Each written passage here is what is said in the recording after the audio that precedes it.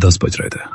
प्रीतमपुरा गांव की गलियों में सन्नाटा ऐसा था जिसे चाकू से काटा जा सके। आमतौर पर इस समय तक गांव के कुत्ते भी शांत हो जाते थे, पर आज रह रहकर उनकी लंबी और डरावनी कुंकू की आवाजें आ रही थी। आसमान में आधा चांद बादलों के पीछे लुका छिपी खेल रहा था, जिससे जमीन पर गिरने वाली रोशनी कभी तेज होती तो कभी बिल्कुल धुंधली। गांव के खेतों में गेहूं की आधी फसल कट चुकी थी। हवा जब चलती तो कटे हुए डंठलों और ताजे गेहूं की सौंधी खुशबू पूरे इलाके में महक जाती। सुखाराम अपनी पुरानी लालटेन लिए धोती का कोना हाथ में दबाए तेज कदमों से भोला सेठ के घर की ओर बढ़ रहा था। लालटेन की कांच धुंधली पड़ चुकी थी, जिससे रोशनी का घेरा छोटा था।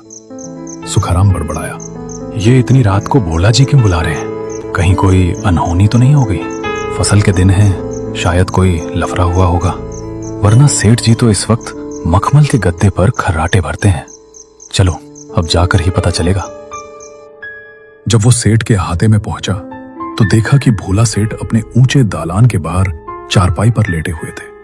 हुक्के की गुड़गुड़ाहट शांत थी, जो इस बात का संकेत था कि सेठ जी गहरी चिंता में है। सुखाराम ने पास जाकर धीरे से गला साफ किया। भोला जी, ओ भोला जी, उठिए, मैं आ गया। क्या काम था भला जो इस कुबेर वेला में याद किया? भोला जी हड़बड़ाकर उठे, जैसे किसी बुरे सपने से जागे हों। आंखों को मलते हुए बोले, आ गया सूखे। देख भाई, बड़ी मुसीबत है। तेरे लिए काम है, जोखिम का है, पर तू गांव का सबसे पुराना शिकारी और रखवाला है, इसलिए मुझे लगा तू ही कर सकता है। करेगा? हाँ भोला जी, बताइए तो सही, आखिर ऐसी क्या बात है जिसने आपकी नींद उड़ा दी? भोला जी का चेहरा डर से पीला पड़ गया था। उन्होंने इधर उधर देखा और फुसफुसाते हुए कहा, नहीं सूखे, डाकू होता तो मैं पुलिस बुला लेता। मेरा गेहूं कट गया है और पास वाले पुराने गोदाम में रखा है। पिछले 3 दिन से कोई वहां अनाज चुरा रहा है, पर अजीब बात यह है कि वो गेहूं ले नहीं जाता, वो बस बोरियां फाड़ देता है और अनाज को बर्बाद कर देता है, जैसे कोई पागल जानवर हो या कोई और। अरे भोला जी, ये किसी मामूली चोर की शरारत होगी। शायद आपसे किसी की रंजिश हो। उसे पकड़ने के लिए 1-2 लोग और चाहिए। मैं अकेला क्या करूंगा? सूखे, तुझे जिस आदमी को लेना है ले ले। मंगरू और छोटेलाल को बुला ले, वो तेरे ही साथी हैं। बस वो गोदाम सुरक्षित रहना चाहिए। तू काम कर, मैं तुझे मुंह मांगी कीमत दूंगा। बस ये तबाही रुकनी चाहिए। सुखाराम की आंखों में लालच और जिम्मेदारी की चमक एक साथ आई। ठीक है भोला जी, फिर तो मैं मंगरू और छोटेलाल को साथ ले जाऊंगा। वो दोनों निडर हैं और लाठी चलाने में माहिर हैं। सुबह तक आपको खबर मिल जाएगी। पर वो इस वक्त होंगे कहां? रात काफी हो गई है। अरे भोला जी, वो रामू की टपरी पर चाय की चुस्कियां ले रहे होंगे। मैं उन्हें साथ लेता हुआ सीधा खेत निकल जाऊंगा। आप बेफिक्र होकर सो जाइए, अगर सो सकें तो। सुखाराम जब रामू की टपरी पर पहुंचा तो वहां सन्नाटा था, सिवाय भट्टी की चटकती आग और 2 परछाइयों के। मंगरू और छोटेलाल वहां बैठकर भविष्य की योजनाओं और खेती की बातें कर रहे थे। सुखाराम ने पहुंचते ही सारा माजरा कह सुनाया। मंगरू ने कहा, सूखे चाचा, काम तो हम कर लेंगे, पर आप भोला सेठ से कुछ नगद तो मांग लेते। खाली वादों पर कौन पहरा देता है? रात भर जागना, मच्छरों से लड़ना, और फिर ऊपर से ये चोर का डर। हाँ सूखे, मंगरू सही कह रहा है। अगर 50-100 रुपए हाथ में होते तो रात गुजारना आसान होता। कम से कम घर वालों को बता तो देते कि कमाई करके लौटेंगे। अरे तुम दोनों हमेशा छोटी बात ही सोचते हो। भोला जी वैसे आदमी नहीं है, खानदानी रईस हैं। उन्होंने कहा है मुंह मांगी कीमत। काम पूरा होते ही इनाम की ऐसी बौछार होगी कि तुम्हारी अगली फसल तक का खर्चा निकल जाएगा। चलो अब समय बर्बाद मत करो। तो चलिए सूखे चाचा, आज तो उस चोर को ऐसा सबक सिखाएंगे कि वो चोरी तो क्या, गोदाम की तरफ देखना भी भूल जाएगा। तीनों ने अपनी लाठियां उठाई और खेत की ओर चल दिया। जैसे जैसे वे गांव की आबादी से दूर हो रहे थे, वातावरण और भी रहस्यमयी होता जा रहा था। गेहूं की कटी हुई फसल की खुशबू अब और भी तेज हो गई थी, लेकिन उस खुशबू के बीच एक अजीब सी भारीपन वाली गंध भी थी। छोटेलाल ने लंबी सांस ली। आह, क्या खुशबू है! सूखे, इन गेहूं की बालियों की महक से मन प्रसन्न हो गया। काश रात इतनी डरावनी न होती। ऐसा लग रहा है जैसे कोई हमें दूर से देख रहा है। छोटेलाल, तू अभी से डरने लगा? अभी तो गोदाम तक पहुंचे भी नहीं है। जब वे गोदाम पहुंचे तो वो एक पुराना मिट्टी का था, जिसकी छत टीन की थी। उन्होंने अंदर जाकर एक कोने में छोटी सी आग जला ली। चारों तरफ गेहूं की बोरियों का ऊंचा ढेर लगा था। सन्नाटा इतना गहरा था कि चूहों की सरसराहट भी किसी भारी कदम की आहट जैसी लग रही थी। मंगरू ने धीमे स्वर में पूछा, सूखे चाचा, आखिर कौन होगा जो सिर्फ बोरियां फाड़ता है?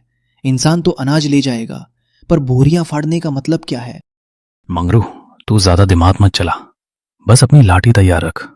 आज रात वो जो भी है हमारे हाथ से बचकर नहीं जाएगा।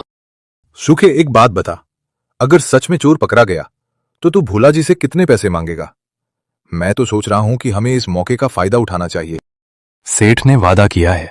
तुम बताओ, तुम्हारे हिसाब से हमारी जान और रात की नींद की क्या कीमत होनी चाहिए? चाचा, मैं तो कहता हूं सीधा 50,000 मांग लो। सेठ के पास धन की कमी नहीं है और अनाज की बर्बादी उसे और भी महंगी पड़ रही है। मंगरू, तू पागल है क्या? 50,000? इतना तो अनाज भी नहीं है इस गोदाम में। सेठ हमें धक्का मारकर निकाल देगा। सूखे, तू 10,000 मांगना, वो खुशी खुशी दे देंगे और हमें शाबाशी भी मिलेगी। रात का दूसरा पहर शुरू हो चुका था। आग अब धीमी पड़ने लगी थी। अचानक गोदाम के बाहर से एक अजीब सी आवाज आई, चढ़, जैसे कोई भारी चीज जमीन पर खिसट रही हो। मंगरू का चेहरा एकदम सफेद पड़ गया। उसने अपनी लाठी कसकर पकड़ ली। उसने कांपती आवाज में कहा, चाचा, ये आवाज चोर की नहीं है। चोर इतना शोर क्यों करेगा? मुझे तो ये कोई रूहानी चक्कर लग रहा है। ये किसी आत्मा का काम लग रहा है। अरे मंगरू, तू सही में डरपोक है। रात के सन्नाटे में हवा से भी आवाज आती है। ये सब बातें छोड़, डराना बंद कर। खैनी कहाँ है? दे जरा, गला सूख रहा है। अरे छोटे चाचा, मैं तो खैनी का बटुआ घर ही भूल गया। इस पिशाच के चक्कर में सब गड़बड़ हो गया। चुप हो जाओ तुम दोनों। इस समय खैनी तंबाकू की नहीं, जान बचाने की सोचो। छोटे लाल, तू बाहर की तरफ देख और मंगरू, तू पीछे वाले झरोखे पर नजर रख। छोटे लाल ने अपनी बहादुरी दिखाने की कोशिश की। अरे सूखे, तू क्यों डर रहा है? दरवाजा मजबूती से बंद है, कुंडी लगी है, कोई परिंदा भी अंदर नहीं आ सकता। हाँ चाचा, और हम 3 लोग हैं। अगर कोई आएगा तो हम उसे कच्चा चबा जाएंगे। तभी अचानक ऊपर करकट पर कुछ चलने की आवाज आई। ऐसा लगा जैसे कोई बहुत भारी चीज छत पर कूदी हो। गोदाम के अंदर धूल गिरने लगी। सुखाराम चौंका और बोला, अरे ऊपर क्या है? कोई जंगली बिल्ली होगी शायद। नहीं चाचा, ये बिल्ली नहीं है। बिल्ली इतनी भारी नहीं होती। ये तो कोई पिशाच है जो ऊपर से हम पर नजर रख रहा है। अबे मंगरू, तू चुप होगा या नहीं? ये पिशाच आत्मा सब मन का वहम है। कोई बंदर होगा जो फसल खाने आया होगा। नहीं छोटे लाल, मंगरू पूरी तरह गलत नहीं कह रहा। इस गांव के पुराने किस्से मैंने बुजुर्गों से सुने हैं। कहते हैं कि इस गोदाम के पास बहुत पहले एक अनहोनी हुई थी। कुछ तो है यहां जो हमें डरा रहा है। बातचीत के दौरान डर को छिपाने के लिए छोटे लाल ने अचानक कहा, अरे यार, तुम लोग तो डरा ही दोगे। मुझे बहुत जोर से पेशाब लगी है। सूखे, दरवाजा खोल, मैं अभी बाहर निपटा कर आता हूं। नहीं छोटे चाचा, मत जाइए बाहर। बाहर वो बला घूम रही है। क्या पता वो आपके ऊपर ही कूद पड़े। मंगरू, तुझे आज बहुत मारूंगा। ये फालतू का डर अपने दिमाग से निकाल। मैं लाठी लेकर जा रहा हूं। कोई भूत प्रेत आएगा तो उसकी खोपड़ी खोल दूंगा। जल्दी आना छोटे लाल, और लाठी हाथ से मत छोड़ना। छोटे लाल ने लाठी अपने हाथ में कस के पकड़े हुए अंधेरे में ओझल हो गया। अब गोदाम में सिर्फ सुखाराम और मंगरू बचे थे। सन्नाटा और भी भारी हो गया था। सुखाराम मन ही मन बड़बड़ाया, ये छोटे लाल भी ना चैन से एक जगह नहीं बैठ सकता। डर के मारे हालत खराब है और बाहर बहादुरी दिखा रहा है। करीब 5 मिनट बीत गए, पर छोटे लाल नहीं लौटा। मंगरू की धड़कनें तेज हो गई थी।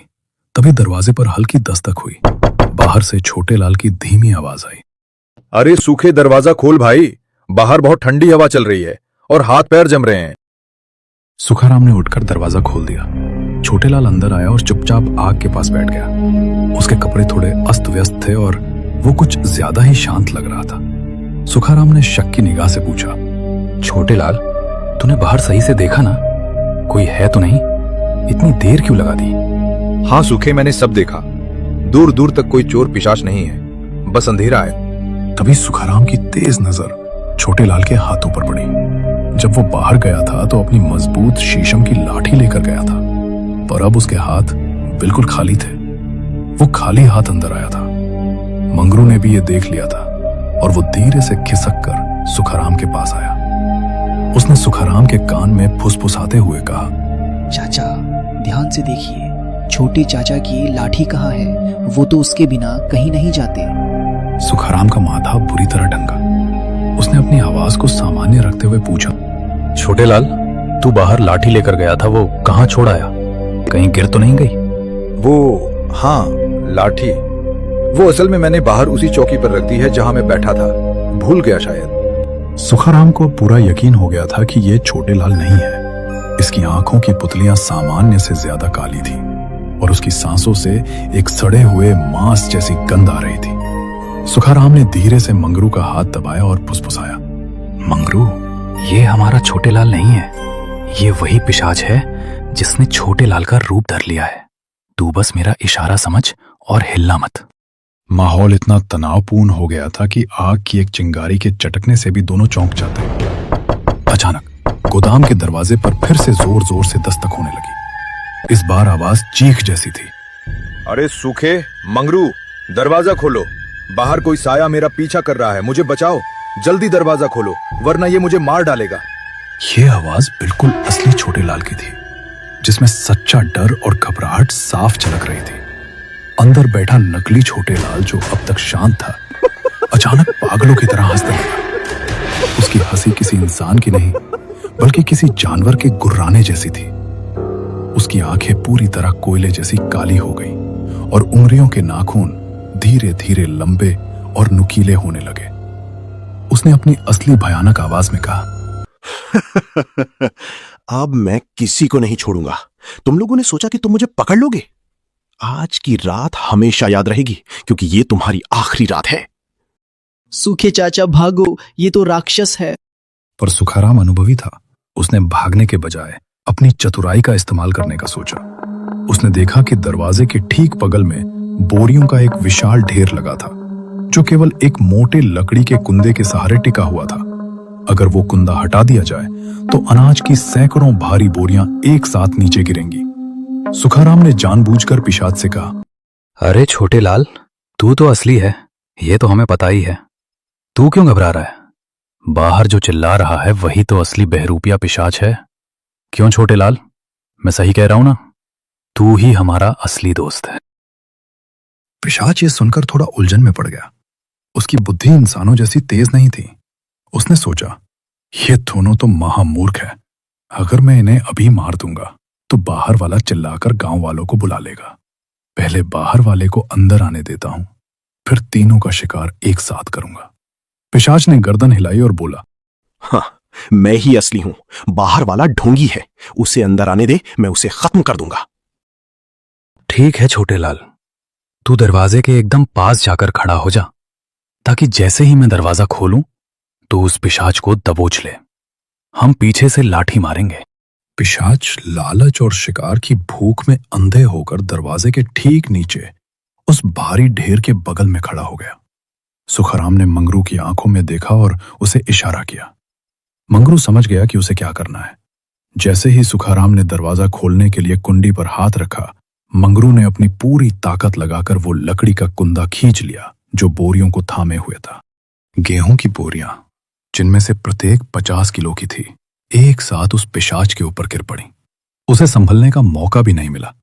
वो उन भारी बोरियों के नीचे पूरी तरह दब गया और बस एक बार जोर से भयानक तरीके से गुर्राया, फिर शांत हो गए। असली छोटे लाल बाहर कांप रहा था। सुखाराम ने तुरंत दरवाजा खोला, छोटे लाल को झपटकर अंदर खींचा।